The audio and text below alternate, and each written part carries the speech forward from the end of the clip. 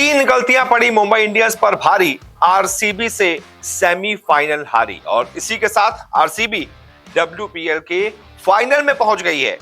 एक तरीके से मैच मुंबई इंडियंस का जीता हुआ था। मुंबई इंडियंस जो कि चैंपियन भी रह चुकी है, उस चैंपियन को हराना बहुत बड़ी बात थी। और बड़ी बात यह है कि यह मैच एक तरीके से 18 ओवर तक मुंबई इंडियंस का था। आखिरी में ऐसा क्या खेल हुआ, क्या गलतियां हुई जिसकी वजह से मैच पलटा, ये मैं आपको बताता हूं।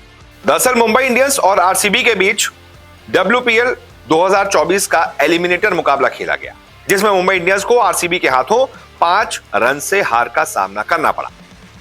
40 ओवर के इस मैच में 38 ओवर तक मुंबई की पकड़ बहुत मजबूत थी, लेकिन आखिरी के 2 ओवर में आरसीबी ने पूरी बाजी पलट दी और पहली बार डब्ल्यूपीएल के फाइनल में जगह बनाई। मुंबई की हार का जो सबसे बड़ा कारण रहा, सबसे बड़ी वजह रही, वो था हरमनप्रीत कौर यानी कि कप्तान का विकेट। 18वें ओवर में हरमन को एक जीवन दान भी मिला था। इसके बावजूद उन्होंने ओवर की आखिरी गेंद पर फिर से रिस्क लिया और वहां पर वो आउट हो गई। पूरा मैच पलट गया। उनकी यह गलती मुंबई इंडियंस पर भारी पड़ गई और यह विकेट मैच का टर्निंग पॉइंट बन गया। इस मैच में आरसीबी ने पहले बल्लेबाजी की थी और बोर्ड पर लगाए थे 135 रन। आरसीबी की तरफ से सिर्फ एक बैटर ही चल पाई थी, एलिसा पेरी। उन्होंने अकेले 66 रन ठोक दिए और इसके अलावा बाकी स्कोर कार्ड देखिए, बहुत ज्यादा खतरनाक स्कोर कार्ड है। यानी मोबाइल नंबर होता है ना, 10, 5, 15, 20, ऐसा स्कोर कार्ड था। अगर पेरी 66 नहीं बनाती तो आरसीबी के लिए गेम वहीं पर खत्म था। आरसीबी को ये समझना होगा कि भाई एक प्लेयर आपको नहीं जिताएगा। एक तरीके से वुमेन आईपीएल का भी यही हाल है, वुमेन आरसीबी का भी यही हाल है कि जैसे मेंस में विराट कोहली अकेले पड़ जाते हैं कई बार बड़े बड़े मुकाबलों में, ऐसे ही यहां पर भी होता है। लेकिन चलिए, गेंदबाजी में कमाल कर दिया आरसीबी की जो है खिलाड़ियों ने। मुंबई इंडियंस को 136 रनों का टारगेट मिला था। शुरुआत अच्छी हुई थी, 3.5 ओवर में ही 27 रन बन चुके थे।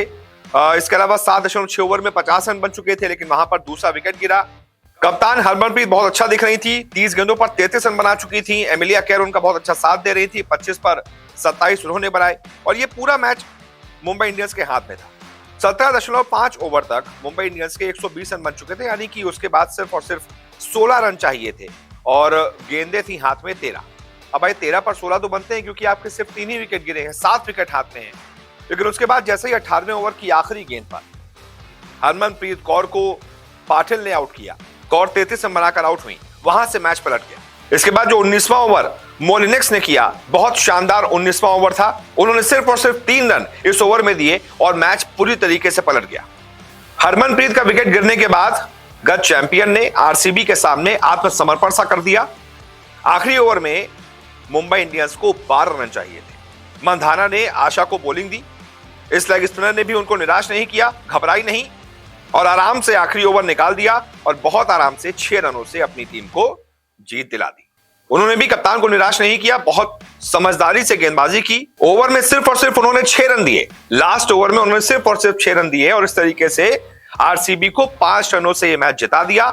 एलिसा पेरी जिन्होंने बल्लेबाजी में 50 गेंदों पर 66 बनाए, गेंदबाजी में भी शानदार विकेट लिया, उनको इस मैच के लिए मिला मैन ऑफ द मैच।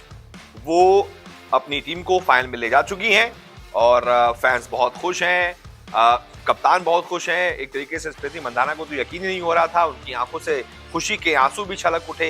बाकी जो साथी खिलाड़ी थी उनकी भी आंखों से आंसू छलक उठे। और जो आरसीबी के फैंस थे, बहुत लॉयल फैंस होते हैं, चाहे मैन आरसीबी हो वुमेन आरसीबी हो, बहुत लॉयल फैन है, बहुत दिल से मैचेस देखते हैं, वो भी बहुत खुश थे। उनकी आंखों में से आंसू निकल आए और हरमनप्रीत कौर ने माना कि हाँ, मेरे से गलती हो गई, अगर मैं वो रिस्क नहीं लेती, मैं खड़ी रहती तो हम मैच जीत जाते। लेकिन भाई क्रिकेट है, इसमें यही होता है, बाद में पछताने से कुछ नहीं होता। तो आरसीबी के फैंस बहुत बधाई आप लोगों को कि भाई फाइनल में आप लोग पहुंच चुके हैं। बस एक कदम दूर है ट्रॉफी, मेंस नहीं सही वुमेन्स ही ट्रॉफी जिता दें आरसीबी को, आरसीबी की बल्ले बल्ले। बहुत बहुत शुक्रिया इस रिपोर्ट को देखने के लिए।